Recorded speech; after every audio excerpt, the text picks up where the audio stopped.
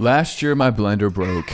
And I thought, great, now how am I supposed to make high protein shakes? Turns out you don't actually need a blender. I make all 3 of these shakes with just a fork. Incredibly easy and delicious.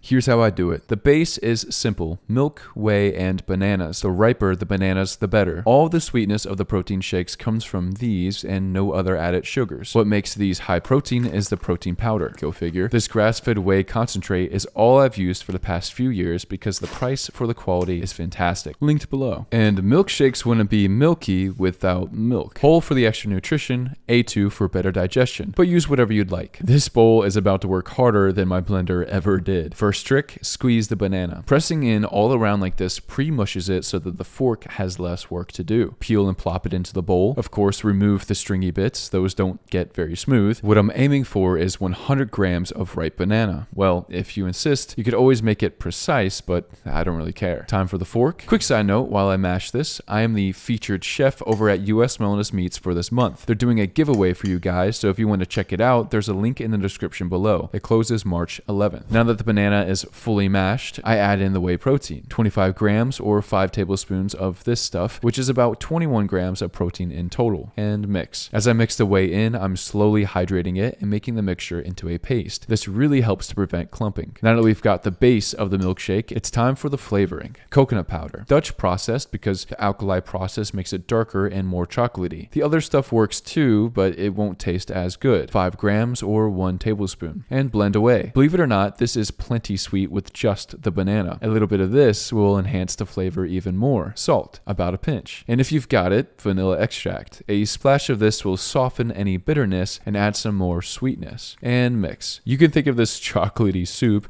as like the flavor mix for the actual milkshake. Pour into a glass like so, and pour in 120 milliliters or a half a cup of milk and stir. And that is a high protein chocolate milkshake with these macros. Now let's make one that's more bulk friendly. Same base as before. Squeeze banana, plop it into the bowl, and fork it. The same amount of whey goes in. Mix until creamy. And this time we're going for a classic peanut butter banana milkshake.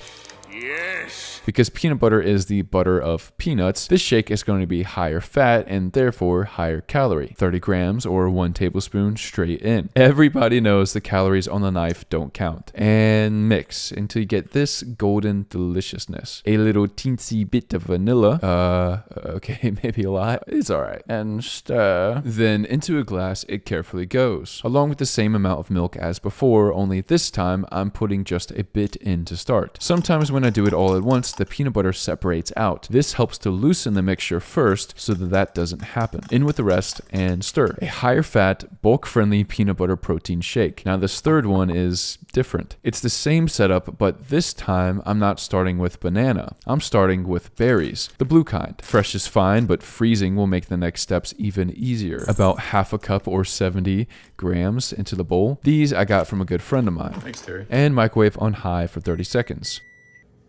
Hello? There's something oddly satisfying about popping blueberries like this. Not sure what that says about me. Now that I've made this juicy pulp, it would be a good idea to strain it. A fine mesh strainer such as this one will do the trick. But there's just one problem. The blueberry mash is a little too thick. That's where the milk comes in. A tablespoon or 2 should be enough to loosen the mixture. Yeah, that's pretty good. Now time to strain it.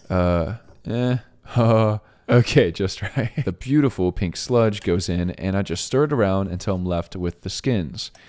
So pretty. Okay, cup aside, and now it's banana time. Same as before, banana, whey, mix. Like with the chocolate drink, a pinch of salt goes a long way to help boost the flavor. And now I add the mixture to the glass. Give that a good stir and add in the remaining milk. A higher carb blueberry protein shake, perfect for recovery or just before an intense training session. Before I tell you which of these blender-free protein shakes is my favorite, I have to tell you about something pretty awesome. I'm working on a meal prep guide that shows you the simple system I use to turn almost any recipe into a high protein meal prep. If you want it when it drops, join the waitlist and bi-monthly newsletter through the link below. I absolutely love the taste of each of these, but my favorite has to be the chocolate one. The macros are hard to beat and I'm never not in the mood for chocolate. Let me know which is your favorite and don't forget to enter into the giveaway linked below.